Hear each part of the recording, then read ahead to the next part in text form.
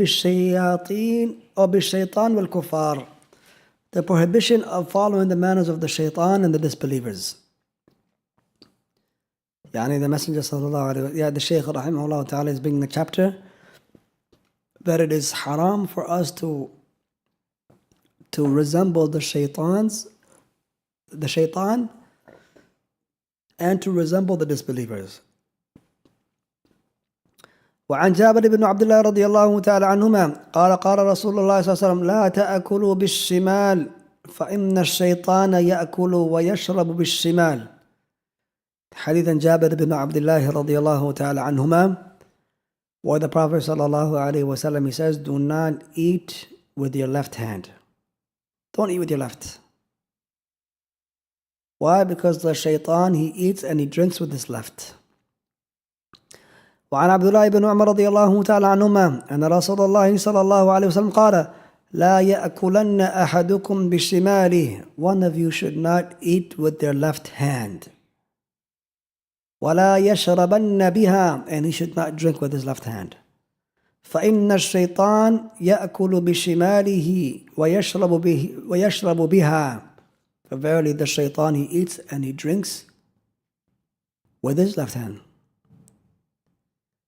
So here is the Messenger alayhi salatu wasalam is commanding us and he's prohibiting us to resembling the shaitan. Right? How are we gonna know if we're resembling the shaitan? The shaitan is something that nobody sees. The shaitan, it's from umur al-ghayb. It's from the matters of the unseen. Right? But how do we know to differ and to abstain in following and resembling the shaitan? How do we know? To the wahy of the Prophet ﷺ, to the revelation of the Prophet ﷺ.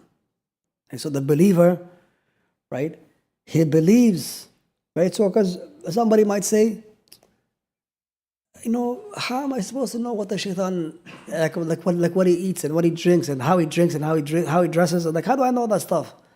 We don't know anything about the unseen except عالم الغيب والشهادة فلا يظهر على غيبه أحد إلا من ارتضى من رسول. Allah subhanahu wa ta'ala is عالم الغيب والشهادة. Allah, He is the knower of the seen and the unseen. And whatever is unseen, Allah keeps that knowledge hidden to Himself, except that which He informs the Prophet sallallahu alaihi wasallam. So what do we know about the shaitan? Is that we know that he eats and drinks. Right? How does he eat and drink? We know that he eats and drinks with his left hand. So the Messenger alayhi salatu wasalam, he is telling us not to eat nor drink with our left hand. And the shaitan is mankind's greatest enemy. And shaitan, when the Shaykh here, rahimahullah ta'ala, when he's giving a chapter of the shaitan and the disbeliever, the resemblance between the two is because the shaitan is the biggest of disbelievers. Well, Allah says, وَإِذْ قُلْنَا لِلْمَلَائِكَةِ اسْجُدُوا لِآدَمَ فَسَجَدُوا إِلَّا إِبْلِيسَ أَبَى وَاسْتَكْبَرَ وَكَانَ مِنَ الْكَافِرِينَ. He was from the disbelievers. When Allah commanded the angels to prostrate to Adam, all of them prostrated except Iblis, for he was from the disbelievers. So Iblis, it doesn't mean that he's a separate category from the shaitan. He's from the greatest of disbelievers. And there's a relation and a tie between the disbelievers and the shaitan. Allah says, Allahu waliyyu alladhina amanu يخرجهم من الظلمات إلى النور والذين كفروا أولياؤهم الطاغوت يخرجونهم من النور إلى الظلمات أولئك أصحاب نار هم فيها خالدون. Allah mentions that the disbelievers, that the awliyas, that the taghut, the false deities and false leaders and gods that they take besides Allah, they take them out of the light into the darkness. So Allah tabaraka wa ta'ala, He has commanded us not to follow any guidance of the shaitan. الشيطان he's عدو فاتخذوه عدوا. The shaitan is an enemy, so take him as a new enemy. Right? So if somebody has a clear-cut enemy, no one's going to resemble their enemy. You're going to have this. You're going to hate them. You're going to want to distance yourself from them. You're going to have no ties or no association with them. Right? So the shaitan is from the greatest of enemies. So Allah says, يَا أَيُّهَا الَّذِينَ آمَنُوا لَا تَتَّبِعُوا خُطُوَاتِ الشَّيْطَانِ وَمَنْ يَتَّبِعْ خُطُوَاتِ الشَّيْطَانِ فَإِنَّهُ يَأْمُرُ بِالْفَحْشَاءِ وَالْمُنكَرِ. Allah subhanahu wa ta'ala says, do not follow any of the guidance and the footsteps of the shaitan. And whoever follows the footsteps of the shaitan, verily the footsteps of the shaitan, he commands to evil and immoral sins. And it comes in a hadith and Salama ibn Awqa radiyallahu ta'ala anhu, أن رجلا أكل عند رسول الله صلى الله عليه وسلم بشماله. It comes in a hadith that the Prophet sallallahu alaihi wasallam, he was eating. And there was a man that was eating with the Prophet sallallahu alaihi wasallam, and he was eating with his left hand. He's eating with his left hand. So the Prophet sallallahu alaihi wasallam said to him, "Kul biyaminik," yani stop eating with your left hand. Eat with your right hand. So he saw him eating with his left hand. He told him, said, stop it and eat with your right hand. قال لا أستطيع. The man said, I can't. And he didn't say I can't because he physically couldn't. Like he didn't say I can't because he physically couldn't, but he just said I can't out of like arrogance. I can't, I don't have time for this. So the Messenger alayhi salatu قال the Messenger made dua against him and he said, may you never eat with it again. And it was said that his right hand became paralyzed and he was unable to ever eat from his right hand again. Right? So because the Prophet ﷺ made dua against him, it shows you that it is something which is haram. So Imam Ibn Uthaymeen rahimahullah, he mentions here that you find that some people, when they eat with their right hand and then they drink with their left because they don't want to get the cup dirty.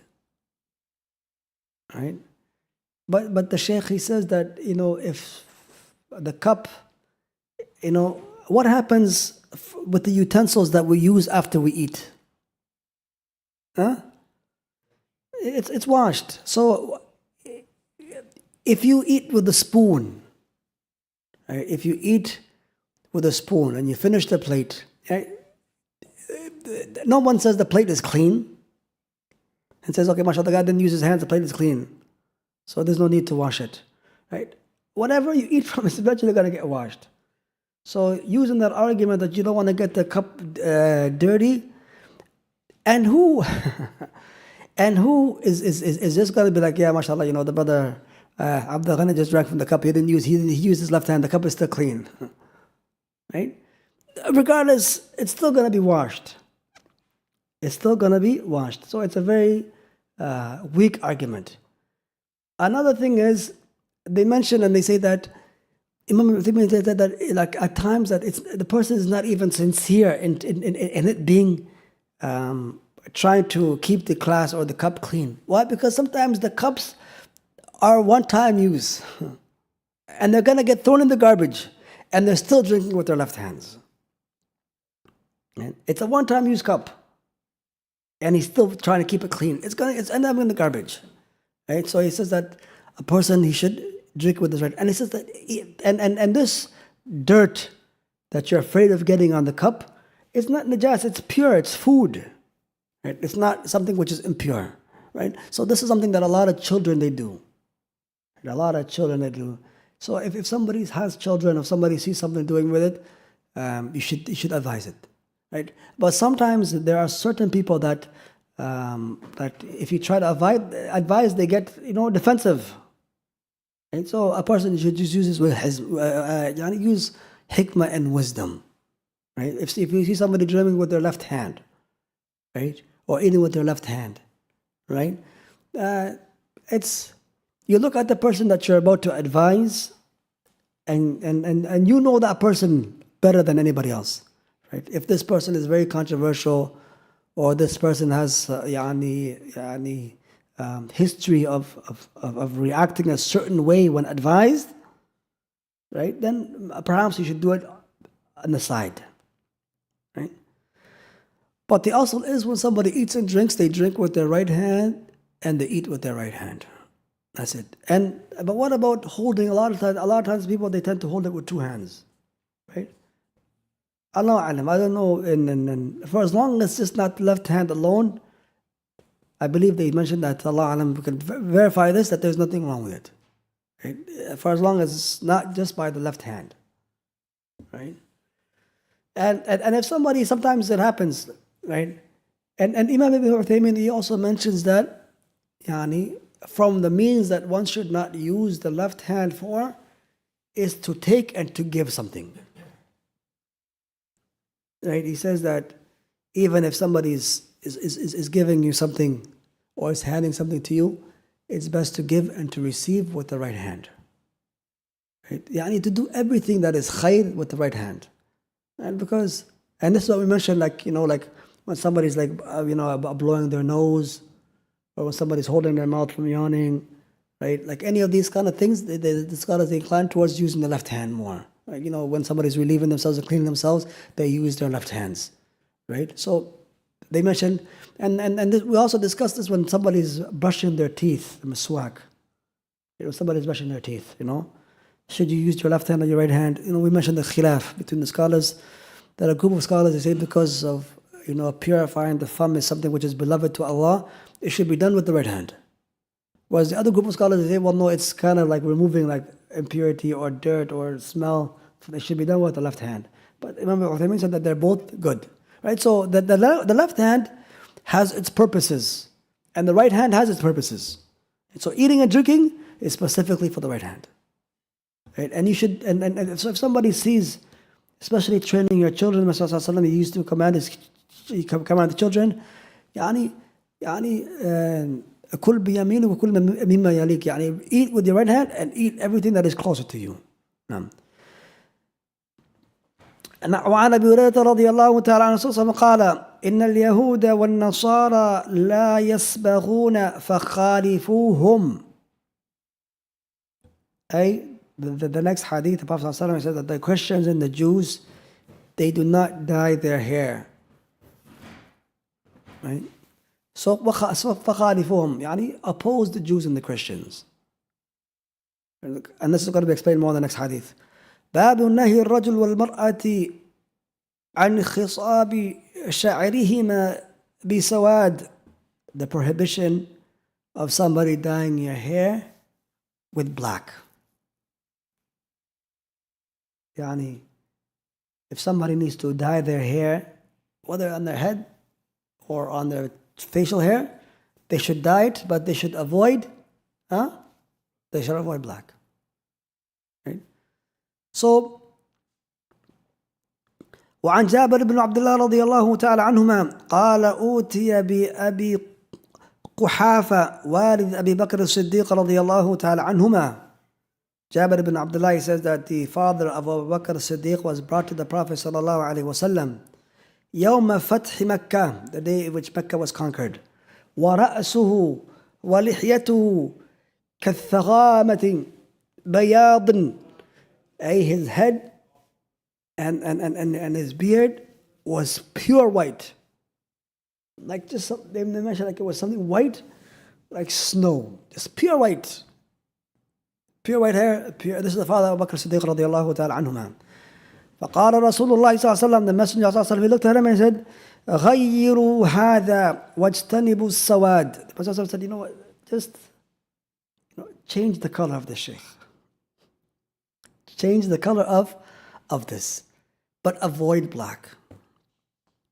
Avoid black. So somebody can dye their hair any color as long as it's not black. As long as it's not black. The next hadith, and here they mention that the common practice is that it's people they tend to use like brown and red henna. That's something that was practiced during the time of the Prophet ﷺ. So that's something which is good, right? And also women, it also shows you that women are allowed to dye their hair. There's no blame upon women dyeing their hair. But now they mention that if somebody's dyeing their hair, right, to resemble the disbelievers, that's when it becomes haram. Right? Like sometimes nowadays we live in a time of trends. Right? So let's say, there's a popular social media trend, right? You got a bunch of kuffars that are, dyeing their hair a particular color. for the Muslims to do it in resemblance to them, this is when it becomes haram.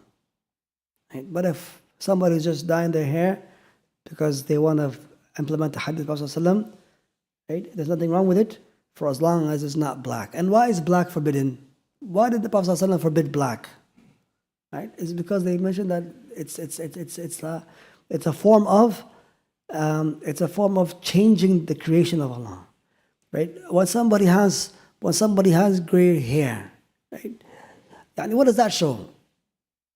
Huh? Huh? No. Yeah. It's true, mashallah. It's true, it's stress. Yeah, it can show stress because sometimes it doesn't necessarily come upon people that are older anymore. Right? You can have somebody who's younger who have more gray hair than somebody who's older than them. Yeah, so it does come with stress, right? But averagely, generally, it comes with age. Averagely, it comes with age, right? So what happens when somebody gets a little bit older and his hair gets gray? He feels like he's it feels like he's losing his youth. So what does he do? He tries to maintain and hold on to his youth by dyeing it black, right? And so it happens to all of us. When I saw my first gray hair come up, it's scary, man. You're like,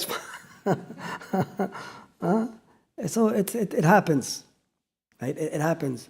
So you see one, and then a couple of days you see more. Then that's it. So, but if somebody uses henna to dye it, it's khair, but not black. Why? Because it's in the kind, it's altering the color of making a person look younger. No, black is forbidden for both men and women. Black is, the Prophet when he commanded to dye your hair, you do it and avoid black for both men and women. And the next hadith, باب النهي عن خزع وهو خلق بعد الرأس دون بعد. The next chapter is the chapter of the prohibition of leaving your hair and cutting parts of your hair.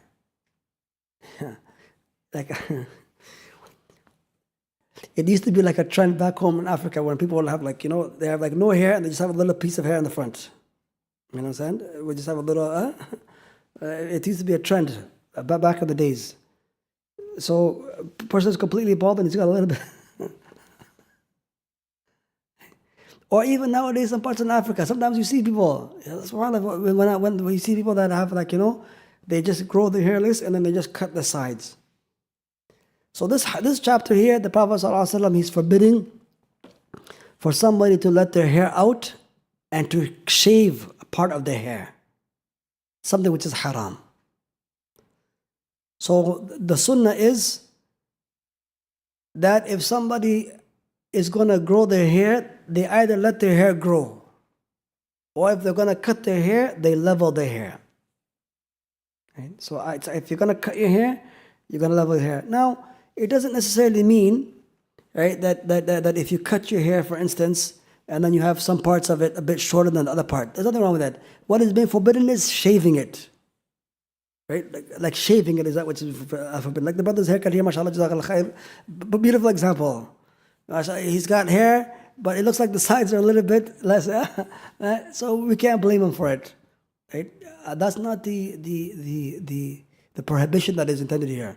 But the prohibition is if somebody to have a part of hair and to shave the rest of it. That's what's forbidden. And the Messenger forbids hadith Abdullah ibn Umar. وعنه قال رأى رسول الله صلى الله عليه وسلم صبيا قد خلق بعد شعر رأسه وترك بعده فنهاهم عن ذلك وقال احرقوه كله أو اتركوه كله رواه أبو داود. The Messenger صلى الله عليه وسلم, he saw a boy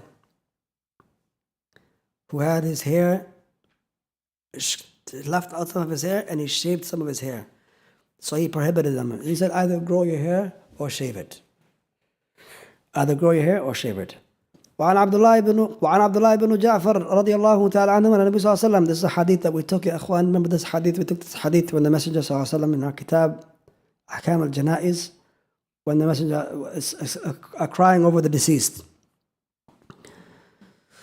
قال أمهل آل جعفر ثلاثة. The messenger sallallahu alaihi wasallam, he gave respite for the 3 days to the family of Ja'far after he was killed. He let them mourn for 3 days.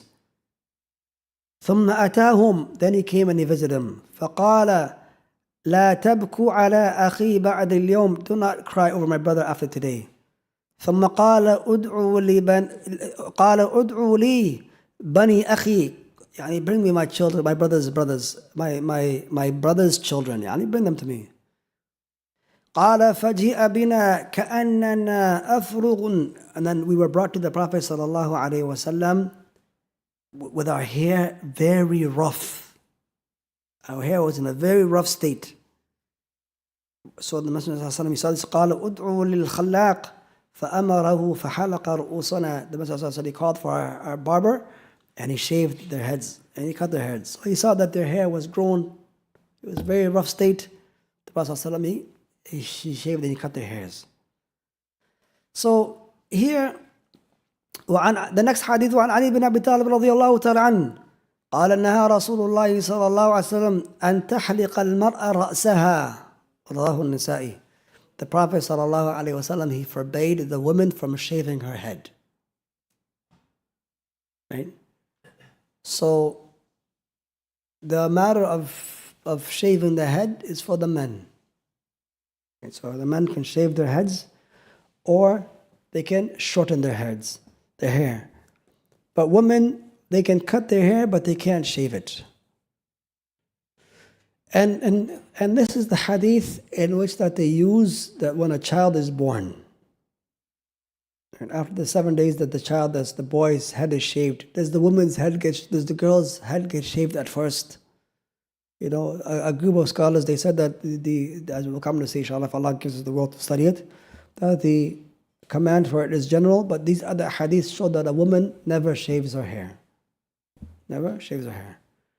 So here we see that, and also it comes to show you when the Messenger alayhi salatu wasalam, when he cut the hair of Ja'far's children radiallahu ta'ala anhum, some of the scholars, they say that it was from the practice. It's not from the sunnah. As some people, he mentions that it's not from the sunnah to say that a person should let their hair grow and be long. Right? Because if it was, the Messenger ﷺ would have left their hair. He would have left their hair. Right? So they say that if somebody tends to grow their hair, it's from tradition and customs. Right? It's from traditions and customs. Right? So if somebody chooses, with the condition, if somebody is going to grow their hair, they maintain it. They maintain it. So inshallah, that will conclude. Any questions, Yohan, quickly before we stop?